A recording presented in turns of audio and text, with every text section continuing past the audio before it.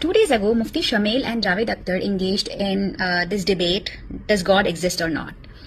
I personally don't engage in such debates because I believe to each their own, unless someone really wants to know the arguments historically. However, what got my attention were two things. Firstly, Mufti Shamil was using Avicenna's proof for the existence of God. Contingent चीजें मौजूद हैं तो philosophers की इस्तिलाह के मुताबिक हम उस terminology के मुताबिक हम उस जगह तक पहुंचते हैं और उस हस्ती तक पहुंचते हैं जिसे नेसेसरी बीइंग कहा जाता है कि ये वो नेसेसरी बीइंग है जिसका मौजूद. Though he doesn't give credit to Avicenna and he doesn't do it quite accurately, but to my surprise, the opponent Javed Akhtar didn't even know that this proof exists. So whatever information he gave was way more than enough to defend his argument. Secondly, what Javed Akhtar was doing was that he's critiquing argument from design, which was another proof for the existence of God used earlier, and Muslims themselves have found it weak, critiqued it, rejected it 1,000 years ago. And that's why we needed a stronger proof for the existence of God, and Avicenna came up with that. Avicenna was a Muslim philosopher living between 980 to 1037. He came up with this famous proof for the existence of God. It is probably one of the most influential medieval attempts to prove God. What is this proof about? The proof has two fundamental distinctions, which is necessary and contingent. I know there was a lot of confusion around contingent when Mufti Shamil used it. So necessary in itself is something that cannot fail to exist. It exists by its own nature. It does not depend on anything else for its existence. In fact, its essence is its existence. Contingent in itself is something that could exist or could not exist and has no necessity in its own nature. Its essence does not cause its existence. There's a possibility for its existence and there's a possibility for its non-existence. So it needs something other than it to preponderate or to provide sufficient reason or to cause its existence. Now we observe around us and we see that contingent thing exists because we observe that things comes into being and passes away. So they are possible to exist and there is a possibility they may fail to exist. So there is something that is causing their existence. Therefore, every contingent things require a cause. Now, if the cause is contingent, it requires another cause. And if that is contingent, it requires another cause until there is something called necessary being which is causing it. Now, someone can come up and say that, why is there a problem of contingent things existing infinitely? Like, I'm being caused by my parents are being caused by grandparents, and so on and so forth.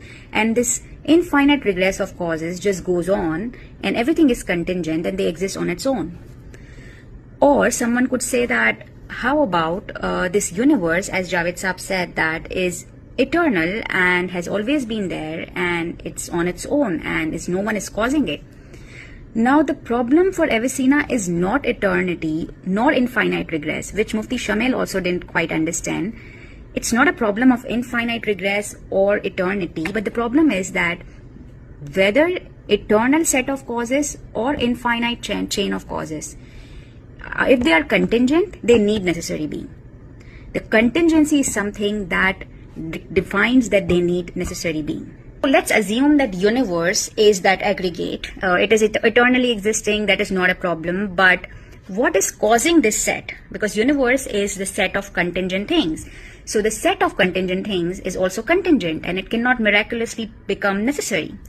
Now, someone can say that all these things, like all these parts in the universe together is making it somehow exist. But there's no difference in saying the set and then all parts or all individual parts together, because that just means same thing. They're coterminous. So they still need necessary existence.